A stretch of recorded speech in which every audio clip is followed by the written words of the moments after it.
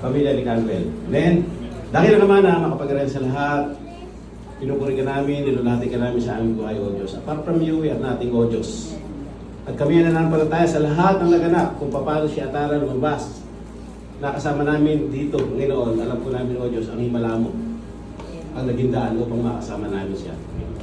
Kaya sa oras pong ito, O Diyos, taos puso po kami, nagpapasalamat sa iyong kabutihan, sa kanyang mga magulang, kay Canuel at saka kay Sister Leona, na kung saan, O Diyos, ginamit mo sila para itong batang ito ay makapiling namin at makasama namin sa gawain, O Diyos. Salamat po ng marami ang hinihiling po namin sa oras na ito.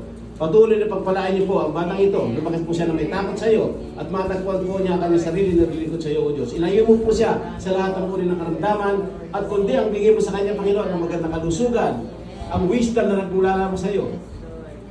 Maging matalino po siya, Panginoon, sa lahat ng area ng kanyang buhay, Panginoon. Magiging pagpapala po siya sa mga tao na kapaligid sa kanya at magiging kalukuran po siya sa iyong daranghapan. Pagpalaan niyo po siya